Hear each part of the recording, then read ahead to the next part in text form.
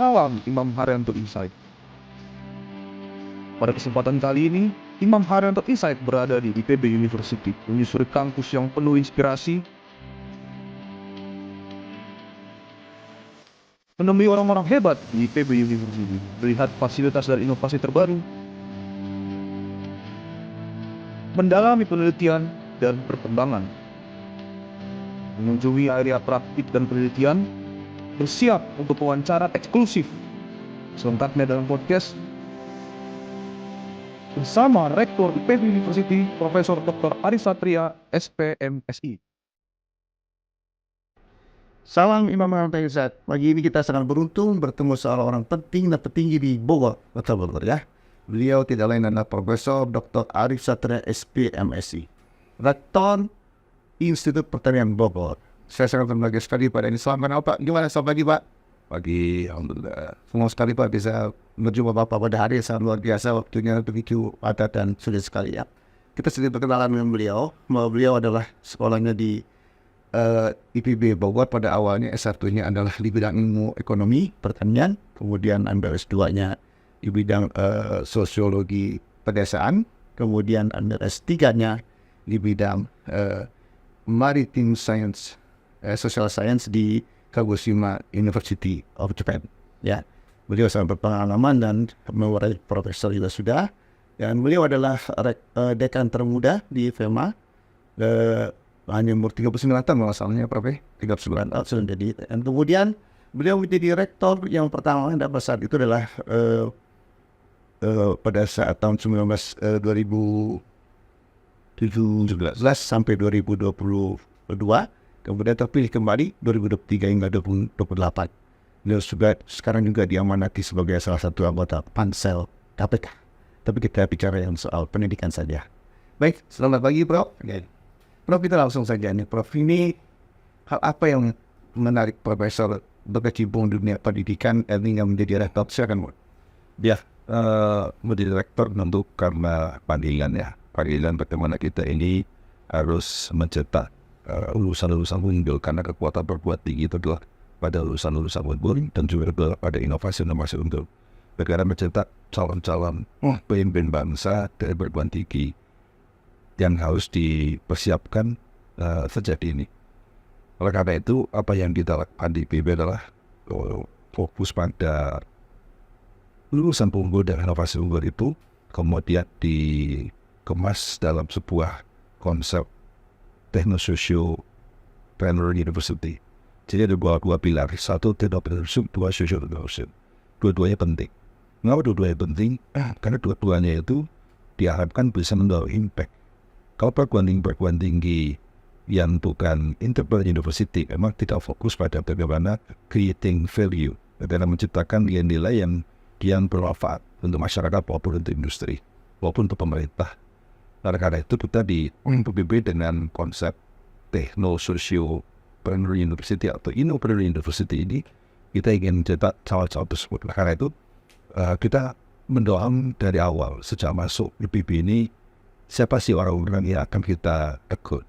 Yang pertama adalah ini masih concern dan komit terhadap distribusi geografis, bagaimana sekolah-sekolah dari daerah atau kecil itu bisa tetap memiliki akses untuk kuliah di IPB. Kemudian kedua yang paling penting adalah bagaimana kita ini juga membuka akses bagi para ketua OSIS. Pada awalnya orang ragu, mengapa Pak Rektor membuka jalur ketua OSIS? Biasanya kalau jalur usul perguruan tinggi itu basis nilai. Yes, nilai raport. Sekarang kenapa ketua OSIS? Saya sampaikan bahwa ini kita ingin mencetak calon-calon leader. Kalau orang sudah aktif ketua OSIS SMA, maka hampir pasti dia tuh pada aktif di OSIS SMP. 3 tahun sudah biasa melayani orang.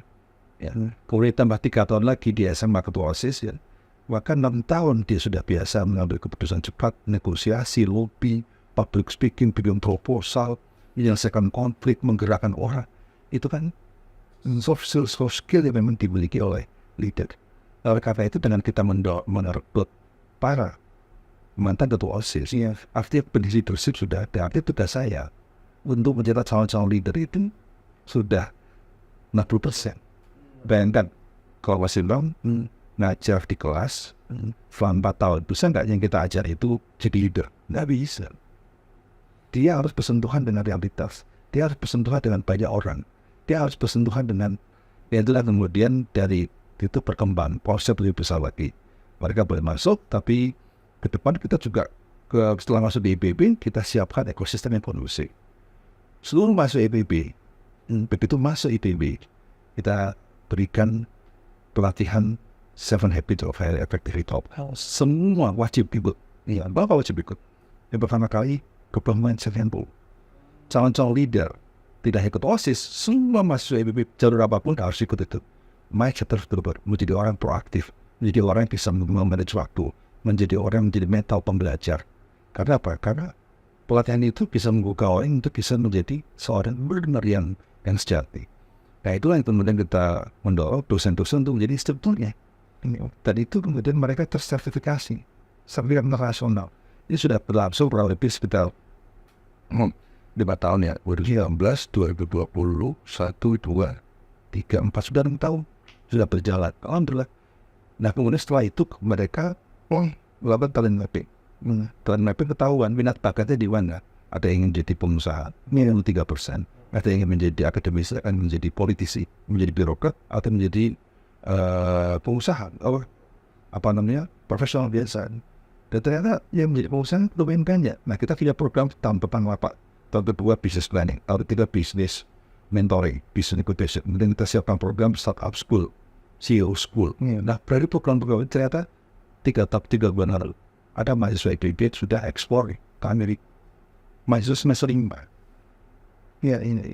Itu kenapa? Karena memang kita rancang dari awal. Sejak begitu masuk, minat bakatnya apa, kebah mindsetnya, kemudian kita melakukan proses pendampingan pada mereka. Sehingga kalau baru sudah lihat di ruangan ini, di belakang kita ada namanya startup center. Jadi bagi mahasiswa yang sudah sukses bisnis ya, kemudian masuk di tahap penting untuk belajar bisnis lebih real lagi. Nah itulah kira-kira gambaran bagaimana kita tuh membuat ekosistem yang kompetitif. Yang kedua adalah dulu kalau kita bicara kurikulum, bicara akademik. Sekarang kurikulum IPB itu adalah akademik dan non akademik. Karena dulu saat IPB learning outcome itu bukan hanya dari kuliah saja, learning outcome dari kehidupan kampus. Karena untuk menjadi leader, kira-kira gimana? Kita harus aktif di BEM, kita harus aktif di himpunan profesi, kita harus ikut kegiatan mahasiswa, kita harus aktif di organisasi ekstra kampus dan sebagainya. Bagian dari penguatan soft skill. Tidak bisa hanya dari perkuliahan dan sistem perkuliahan konvensional, nggak mungkin. Sehingga akhirnya perkuliahan sendiri kita modifikasi bahwa harus banyak program-program yang berkait soft skill. Pada saat yang sama kehidupan di luar perkuliahan yang penuh dengan pengembangan soft skill termasuk asrama dan sebagainya itu masuk dalam kurikulum. Jadi kurikulum kita kurikulum yang holistik, tidak hanya menciptakan orang-orang pintar, tapi menciptakan calon leader, orang-orang memiliki soft skill, kemampuan kolaborasi, kemampuan komunikasi, kemampuan complex problem solving, kemudian critical thinking, ya. Tapi leadership yang buat tidak betul. Bagus sekali Pak. Saya ingin tertarik Pak. Bagaimana pada ilmu holistik atau sosio dan teknologi kemudian menggabungkan dengan real life yang ada di kampus menjadi modal untuk mendidik mereka agar keluar itu betul-betul industri itu accepted gitu. Itu gimana?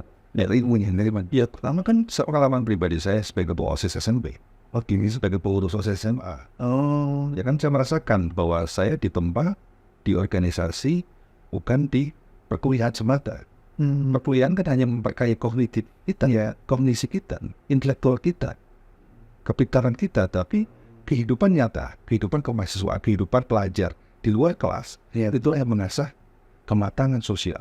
Nah, padahal kalau kita kerja, sekarang 80% diperlukan adalah kemampuan soft skill, kemampuan social skill, bukan lagi soal IQ. Itu penting, teman yang terpenting sekarang soft skill, bukan semata-mata hard skill.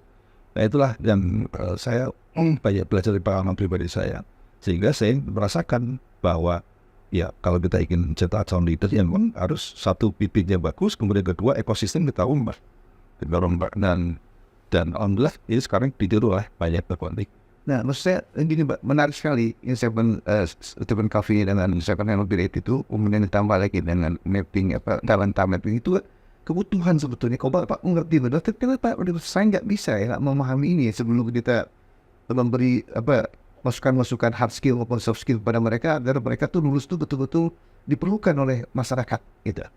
Ya tentu karena jaring ini bahkan harus saya banyak berhubungan dengan dunia luar, dunia industri, dunia peneliti, saya berhubungan dengan dunia profesional, dan dengan dunia politik, saya kan kawan saya banyak. Jadi saya banyak berhubungan, diskusi dan sebagainya. Kadang-kadang masukan-masukan dari rekan-rekan saya itu yang bisa kemudian saya tangkap untuk menjadi sumber inspirasi, sumber ide.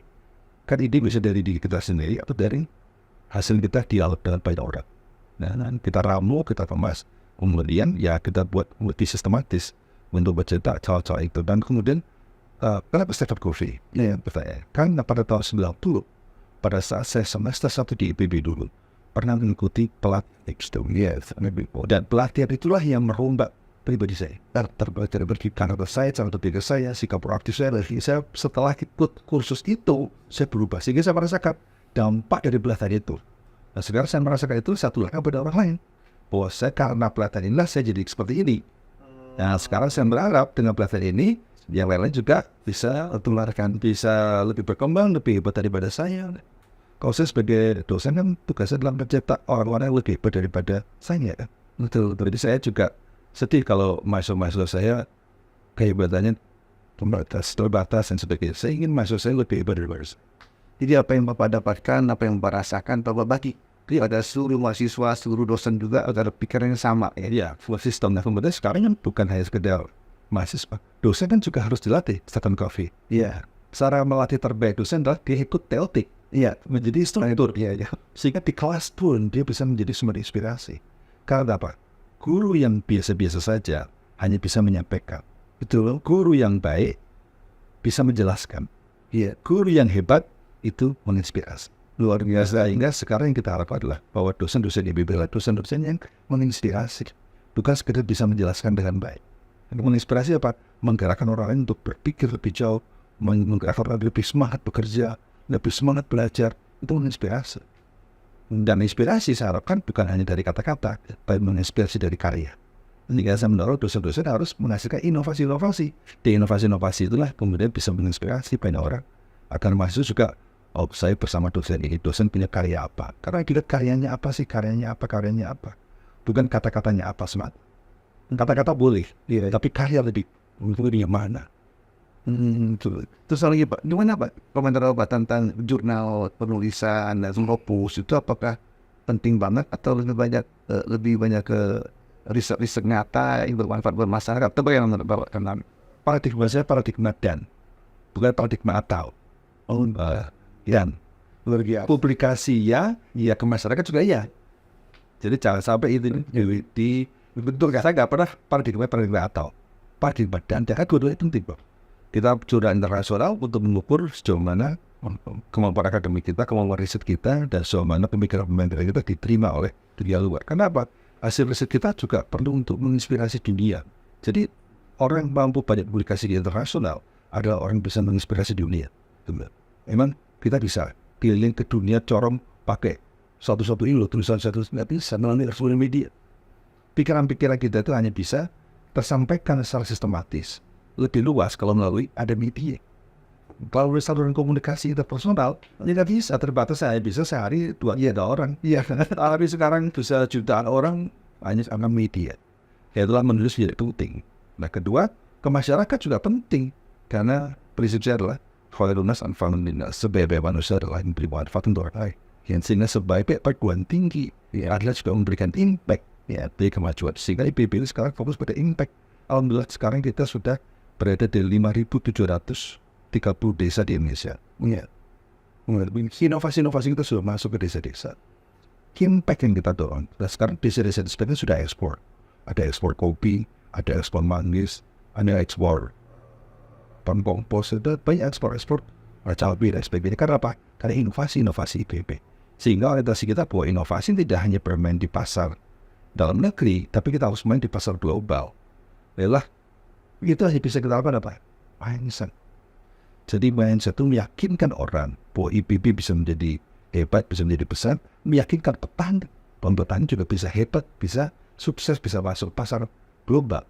Sekarang kalau Bapak pergi ke agribis lebih pak di IPB, kita ini kan mendampingi petani lingkar kampus. Kita siapkan benihnya, kita dampingi teknologi ya, mereka menjual kembali ke IPB, kita packing, kita pasarkan ke 54 supermarket di Jabodetabek di Indonesia. Jabodetabek dan di berbagai tempat, tidak hanya di Jabodetabek sebenarnya, tapi paling baik di Jabodetabek. Jadi kalau Bapak lihat organik sayur organik di berbagai supermarket, sebagian dari IPB. Itu dari siapa? Dari petani-petani lingkar kampus. Jadi artinya apa? Impact itulah yang sekarang kita. Bapak ini beberapa langkah di atas para rektor yang lain ya Pak, ini berpikir bagaimana lulusannya diserap oleh industri. Tapi Bapak mana meng-create industri itu sendiri, bahkan berbisnis, melatih mereka, sehingga pas lulus itu sudah sudah berpengalaman, bisa di lapangan. Ini Bapak patuh nggak ke profesor atau rektor-rektor yang lain? Ya, saya sering diundang para rektor di Indonesia, saya sering diundang kemana-mana ya, oleh para rektor itu untuk sharing. Bagi saya bukan sharing, bagi saya saling belajar. Karena saya harus belajar dari siapapun. Setiap kali saya ke perguruan tinggi lain, saya juga belajar. Bukan hanya sekedar sharing. Saya tidak merasa bahwa kita di atas yang lain enggak. Ya, karena setiap orang, setiap istri pasti punya kekuatan yang berbeda. Sehingga saya selalu, apa yang menjadi kekuatan perguruan tinggi lain saya temukan. Kadang-kadang saya dapat itu perguruan tinggi swasta kecil. Pasti ada hal baru yang bisa kita pelajari. Kita ambil manfaat. Itu selalu saya lakukan itu. Sehingga saya itulah coba untuk menerapkan pada diri saya mental sebagai pembelajar sejati. Pembelajar saya harus belajar sebagai leader, belajar sebagai rektor. Saya belajar dari rektor-rektor top dunia, rektor yang US, rektor Wolfgang, rektor Eropa, rektor Kanada, rektor Amerika. Saya juga belajar dari rektor-rektor di Indonesia. Beberapa kecil saya belajar soal leadership-nya, soal value yang dia terapkan apa. Jadi ternyata sebenarnya banyak yang kita pelajari di dunia ini. Pak, dalam belajar itu Pak, apakah Bapak belajar kegagalan orang lain atau kita belajar dan juga kita belajar kesuksesan atau Dua-duanya belajar itu kan bisa belajar karena kegagalan atau belajar karena kesuksesan. Jadi saya bisa mengambil kenapa dia seperti itu, ya kenapa bisa kalau dia berhasil karena ini. Ternyata ada value penting. Sebenarnya value yang dimiliki oleh orang lain itu bagus, tapi mungkin karena komunikasinya kurang pas, sehingga lebih efektif. Sehingga berarti kalau saya harus mengemas dengan lebih baik lagi. Jadi saya mengambil hikmah. Jadi nilai dimiliki oleh semua orang itu harus kita saking positif. Jadi makanya saya tuh harus mengajarkan pada orang open mind. Jangan merasa besar, jangan merasa hebat. Karena kegagalan kita itulah ketika kita sudah merasa hebat, merasa paling hebat, merasa paling besar, dan merasa paling pintar dan merasa paling pintar. Itulah akan membuat kita tidak peka terhadap berdasarkan Tuhan suara. Pak, ini kan perubahan itu begitu besar Pak. Bapak mengadaptasi sekali dengan perubahan-perubahan yang ada di lingkungan Bapak. Nah ini apakah ada perubahan yang nama di Institut Pertanian Bogor ini? Kira-kira nggak akan berubah nama atau karena fungsinya kan gimana menurut Bapak? Kan sudah berubah jadi IPB University. Ada adopsi. Ada adopsi. Ya itu. Maka juga yang saya lakukan untuk melakukan rebranding. Rebranding itu penting, untuk agar baju kita lebih lebar lagi. Dari IPB University baju kita lebih lebar. Tetap kita fokus pada pertanian. Pertanian menjadi kalau kita agromaritim ya. Jadi ada kelautan, kehutanan, peternakan, perikanan, pertanian dalam agrokompleks itu menjadi salah satu mandat penting untuk IPB. Jadi itu yang kita pegang. Jadi kemana prodi-prodi lain ya itu penting untuk bisa mengikuti perkembangan zaman sekaligus mensupport bidang-bidang ilmu yang memang menjadi mandat ya IPB. Baik. Waktu Bapak terpilih jadi rektor pertama kali, kemudian terpilih lagi itu, apa Bapak inginkan atau memang karena teman-teman dosen-dosen atau profesor yang lain menginginkan Bapak jadi profesor rektor waktu itu? Yang kedua, saya kurang tahu. Itu melihat percaya betul Pak terpilihannya. Kan nggak semua orang bisa terpilih 2 kali Pak. Itu kan sama alir aja Pak. Waktu yang kedua ini saya tidak kampanye. Karya-karya kita lah yang menjadi bangga Pak ya. Buktinya, bukti karya itu terserah pada. Ya kan karya-karya kan nggak perlu kita bunyikan, orang udah tahu. Silakan kalau apa yang saya lakukan ini oke, ya silakan saya siap untuk. Terus kalau Kadang-kadang selama ini saya nggak oke ya barangkali ya, saya harus mungkin dia dengan Menteri Pendidikan soal membesarkan universitas. Nah, ini perlukan, ini yang maksud saya itu masyarakat itu lulusan juga perlu ini Pak. Jadi mereka itu betul berguna. Lulusan itu ada manfaatnya. Ini persoalan di Indonesia ini Pak. Hampir banyak perguruan tinggi lulus pengangguran. Ya kasihan hanya sekedar ada. Ini gimana Pak menjawab tantangan soalan masalah fakultas sekedar ada, tapi ya menjawab persoalan masyarakat. Ya. Itulah yang kemudian penting bagi kita untuk melibatkan ya user dunia industri pada kurikulum kita supaya kurikulum kita didesain ya sesuai dengan apa yang dikendaki masyarakat atau dikendaki oleh industri. Sehingga itulah pentingnya kita open ya terhadap dunia luar. Kita menganggap bahwa diktat kita ini paling bagus, paling penting. Sementara di pabrik sana teknologi sudah semakin tinggi. Apa yang diadaptasikan sudah nggak relevan lagi. Tapi kalau kita melibatkan mereka, kita tahu soalnya perkembangan teknologi, perkembangan skill apa yang diperlukan, perkembangan soft skill apa yang semakin diperlukan. Dan terkini mereka ditahu pada kebutuhan yang real kan. Seperti misalnya dengan perusahaan-perusahaan baru disruptif seperti Google dan sebagainya. Ya mereka harus bisa memberikan perspektif bahwa dunia perusahaan-perusahaan startup baru dan sebagainya tentunya ciri-ciri seperti ini. Sehingga lulusan kita juga lulusan yang siap untuk bisa mengisi pos-pos profesional di situ. Tapi sebenarnya yang paling penting bagi kita adalah creating opportunity itu yang justru yang paling penting kita dorong pada para lulusan itu. Ya kalau kita menunggu kesempatan itu kan perlu dengan ketidakpastian. Yeah. Kalau kita mencari kesempatan masih ada harapan. Tapi kalau kita mampu menciptakan kesempatan, kita akan menjadi pemenang. Luar biasa gitu. Sedikit saran pesan terakhir Pak buat para dosen dan mahasiswa menghadapi tantangan ke depan ini Pak. Apa yang perlu dipersiapkan? Pesan-pesan Bapak, perubahan sangat cepat. Ya. Dan skill yang kita miliki hari ini, itu hanya bisa bertahan 5 tahun. Dalam 5 tahun, 30% tidak relevan lagi skill yang ada hari ini. Sehingga kalau kita tidak menjadi seorang pembelajar sejati, mental pembelajar sepanjang hayat, ya kita akan ketinggalan zaman. Kita akan menjadi dinosaurus kalau kita tidak mampu untuk menjadi pembelajar sejati kan. Hadis Nabi kan jelas, utlubul iman minal mahdi ilal hadid. Ya kan. Jadi belajar sepanjang hayat. Einstein mengatakan once you stop learning you start dying. Jadi tentu kita tidak ingin mati. Dan kita bisa dikatakan mati kalau kita dalam kehidupan ini tidak punya peran apa-apa. Karena apa? Nggak punya peran apa? Karena kita nggak mampu beradaptasi terhadap Tuhan. Kenapa nggak mampu beradaptasi? Karena kita nggak belajar. Jadi saya kira itulah yang harus kita dorong menjadi orang yang memiliki learning agility yang tinggi, sehingga adaptif dan bahkan menjadi tracer terburuk Tuhan. Luar biasa. Demikian statement penutup dari Profesor Dr. Arif Satria, ST MSc, Rektor Institut Pertanian Bogor University. Terima kasih atas perhatian Anda. Sampai jumpa lagi.